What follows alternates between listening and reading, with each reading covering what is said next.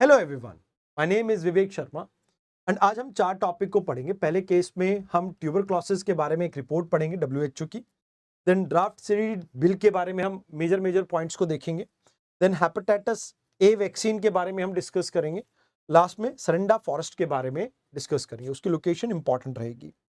तो आइए बात करते हैं हेपेटाइटिस की। डब्ल्यूएचओ की रिपोर्ट के अकॉर्डिंगली इंडिया के अंदर ट्यूबरक्लोसिस के जो केसेस हैं 21% से डिक्लाइन किए। ग्लोबल एवरेज 12 की है, बट इंडिया में डिक्लाइन रेट ग्लोबल एवरेज से भी फास्ट है।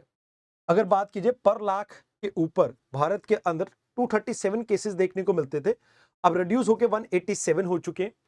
मोर ओवर डेथ्स भी पर लाख पे 28 हुआ करते थे, जो अब रिड्यूस होकर 21 हो चुकी है। अब जो पर्सन बीच में ट्रीटमेंट छोड़ दिया करते थे, वो 15 लाख से रिड्यूस होकर 1 लाख रह गए एंड ट्रीटमेंट की कवरेज ऑलमोस्ट 92% है एंड इसके साथ साथ ट्रीटमेंट का सक्सेस रेट भी काफी हाई है। अब इसमें मल्टी ड्रग रेजिस्टेंट टीबी के अंदर कोई सिग्निफिकेंट चेंज नहीं देखने को मिला है, बट ओवरऑल रिपोर्ट काफी पॉजिटिव है। अब यहाँ पे मल्टी ड्रग रेजिस्टेंट टीबी कब होती है? जब इनकम्प्लीट और इरेगुलर ट्रीटमेंट कराया जाए और फर्स्ट लाइन ऑफ डिफेंस जो है वो आपकी ऑपरेट यानी अब ऑपरेशनल ना रहे, इफेक्टिव ना रहे। अब इससे लॉन्गर मोर एक्सपेंसिव ट्रीटमेंट के लिए जाना पड़ेगा एंड इसके लिए मॉलिक्यूलर टेस्ट करवाना पड़ता है। Truenat and drug susceptibility test यहां पर मैंडेटरी हो जाता है। अब बात यहां पे ये आती है कि ट्यूबरक्लोसिस की अगर हम बात करें तो इसको रिमूव करने के लिए हमने एक डिसेंट्रलाइज अप्रोच अपनाई थी, जिसमें निक्षय पोषण योजना ने भी सपोर्ट किया, जिसमें कुछ मॉनेटरी बेनिफिट हम लोगों को प्रोवाइड करते थे न्यूट्रिशनल सपोर्ट के लिए एंड साथ के साथ टीबी मुक्त भारत अभियान का भी इसमें मेजर रोल रहा। डोर टू डोर स्क्रीनिंग करने की वजह से जो ओवरऑल केसेस है वो काफी हद तक आपके कम हुए। अब इसमें हमने क्या किया, हमने डिटेक्शन एंड ट्रीटमेंट की कवरेज और बेटर की, जहां हाई रिस्क डिस्ट्रिक्ट थे। न्यूट्रिशनल स्ट्रेंथनिंग के ऊपर हमने फोकस किया। मॉलिक्यूलर टेस्ट डायग्नोसिस को प्राइमरी हेल्थ केयर सेंटर्स तक पहुंचाया एंड R&D इंप्रूव की अपनी टीबी की ड्रग्स में, जिससे M72 जैसी ड्रग्स आपकी बन के आई। मोर ओवर हमने आयुष्मान भारत के साथ इसके ट्रीटमेंट को इंटीग्रेट किया एंड प्रॉपर मॉनिटरिंग के साथ हमने इसके ऊपर फोकस किया। अब ओवरऑल हमारा ऑब्जेक्टिव ये था, बाय द एंड ऑफ 2025 हम टीबी फ्री होना चाहते थे, बट बिकॉज ऑफ कोविड हम अचीव नहीं कर पाए इस टारगेट को। बट यस, कम्युनिटी सर्वेलेंस आपकी इनहैंस हुई है। इंडिया आज की डेट में आप ये कह सकते हो इन्फेक्टियस ड्रग मैनेजमेंट में एक वर्ल्ड लीडर बनके सामने आ रहा है। बट चैलेंजेस ये हैं कि टीबी अभी भी एक मेजर पब्लिक कंसर्न है हमारे सामने। कहीं ना कहीं रिसोर्स इंसेंटिव है, ये इंटेंसिव है, सॉरी, जहां पे बहुत सारा आपको पैसा लगाना पड़ रहा है एंड मोर ओवर रिपोर्टिंग में डिले और ट्रीटमेंट में डिले की वजह से प्रॉब्लम कई बारी काफी इंक्रीज हो जाती है एंड पावर्टी की वजह से प्रॉपर ट्रीटमेंट नहीं ले पाते हैं लोग। ये चीजें हैं जो प्रॉब्लम आपको आज की डेट में देखने को मिल रही है। अब बात करते हैं सीड्स की। देखो, भारत के अंदर अब से कोई डुप्लीकेट सीड बेचेगा तो उसको 30 लाख तक का जुर्माना और 3 साल तक की सजा हो सकती है, अगर नॉन रजिस्टर्ड या डुबियस क्वालिटी के सीड्स को मिसब्रांड करके बेचे तो। अब इसमें 3 कैटेगरी में इस पूरी प्रॉब्लम को डिवाइड किया, ट्रिवियल यानी छोटी मोटी गलती, माइनर एंड मेजर।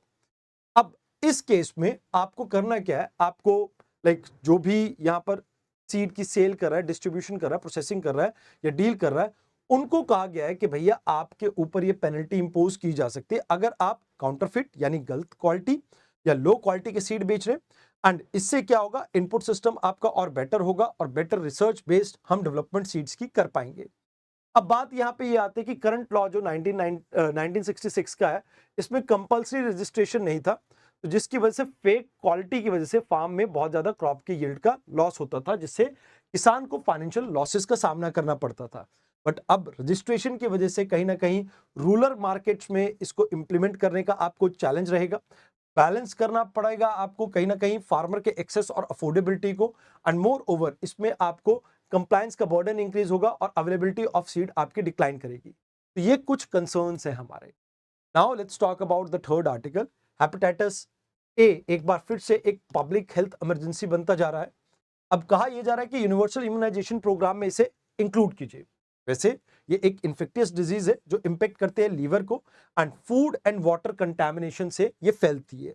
अब चाइल्डहुड में ये आपको प्रॉब्लम ज्यादा देखने को मिलती थी, बट आज की डेट में इम्यूनिटी लोगों की कॉम्प्रोमाइज्ड है, तो इस वजह से रीसेंट आउटब्रेक में केरला, महाराष्ट्र, उत्तर प्रदेश में हमें अडल्ट्स में इसकी ज्यादा प्रॉब्लम्स देखने को मिल रही है, ज्यादा वनरेबिलिटी इनमें देखने को मिल रही है। तो कहा जाता है कि भी कंटामिनेशन और सैनिटेशन के लैब्स की वजह से ये प्रॉब्लम देखने को मिल रही है। एंड यहाँ पे अगर आप देखें तो डिजीज वैसे तो सीवियर नहीं है, बट क्योंकि यहाँ पे प्रॉपर ट्रीटमेंट नहीं हो पाता तो इस वजह से प्रॉब्लम इंक्रीज हो जाती है। तो लॉन्ग लास्टिंग इम्यूनिटी आपकी प्रोवाइड कर सकते हैं आप एक सिंगल डोज से। यहाँ पर बायोवेक ए करके एक मेडिसिन है, अगर आप इसे इम्यूनाइजेशन प्रोग्राम में इंक्लूड कर लेंगे तो 95% आपकी प्रॉब्लम यहाँ पे सॉल्व हो जाएगी सिंगल डोज रजीम से ही। अब इसमें कहा जाता है कि भी आपको लीवर कॉम्प्लिकेशन नहीं होगी, आप इसके वाटर के कंटामिनेशन से जो आउटब्रेक हो रहा है उसको रिड्यूस कर पाएंगे। And moreover public health immunization infrastructure आपका और बेटर होगा एंड लॉन्ग टर्म हेल्थ के इसके अंदर बेनिफिट रहेंगे। जो इन्वॉल्व कॉस्ट है अबाउट ट्रीटमेंट वो आपकी कम हो जाएगी। तो यहाँ पर कोई लाइक आप कह सकते हो कि कंसर्न ये है कि देखो डिजीज की सिवियरिटी अभी भी बहुत कम है, बहुत कम केसेस में डेथ के चांसेस हैं। हाँ, फिजिकल चैलेंजेस हमारे सामने है कि अगर ये डोज सबको दी तो गवर्नमेंट का बजटरी एलोकेशन और इंक्रीज करना पड़ेगा। अभी अपने पास नेशन वाइड कोई ऐसा एविडेंस नहीं है जिससे हम कह सके कि इसके बर्डन जो डिजीज का है वो काफी तेजी से इंक्रीज हो रहा है। अभी सुप्रीम कोर्ट ने ये कहा कि भाई ये जो सरंडा फॉरेस्ट एरिया है आप इसको 3 महीने के अंदर वाइल्ड लाइफ सेंचुरी डिक्लेयर करो एंड इसके लिए कॉन्स्टिट्यूशनल ड्यूटी है आपकी आर्टिकल 48A और 51A(G) के अंडर। तो ये सिंहभूम आपका जो एरिया है झारखंड का वहां पे लोकेटेड है। छोटा नागपुर एरिया में ये सबसे बड़ा साल फॉरेस्ट है जहां पर एलिफेंट कॉरिडोर इसे कहा जाता है। तो कहा जाता है कि भाई यहाँ पर एलिफेंट, डियर, बर्ड्स और साल एसोसिएटेड फ्लोरा देखने को मिलते हैं। बहुत बड़ा एक कार्बन सिंक है, सॉइल इरोजन को प्रिवेंट करता है। साल के अलावा यहाँ पे आपको कुसुम एंड महुआ जैसे प्लांट्स भी देखने को मिल जाते हैं। इसमें हो, मुंडा, औरन और कई पीवीटीजी कम्युनिटी भी यहाँ पे रहती हैं। तो कहते हैं कि मिनरल्स यहाँ पर होने के कारण कई बार आपको ये देखने को मिलता है स्टेट बहुत ज्यादा रिलेक्टेंट है इसको इंक्लूड करने के तौर पे वाइल्ड लाइफ सेंचुरी के, क्योंकि इससे उनकी प्रॉब्लम जो है कंजर्वेशन की और ज्यादा इंक्रीज होगी। इकोलॉजिकल हॉटस्पॉट है कार्बन सिंक है क्योंकि बहुत बड़ा एलिफेंट कॉरिडोर है एंड मोर ओवर जो ट्राइबल पॉपुलेशन रह रही है उनको फॉरेस्ट राइट एक्ट नहीं मिलता है क्योंकि यहाँ पर फॉरेस्ट इसे डिक्लेयर नहीं किया गया। तो सरंडा फॉरेस्ट की लोकेशन यहाँ पर देखने को मिलती है। तो याद रखना ये आर्टिकल्स आपके लिए इंपॉर्टेंट थे। आज के डिस्कशन में इतना ही। मंडे एक नई डिस्कशन के साथ मिलते हैं। धन्यवाद।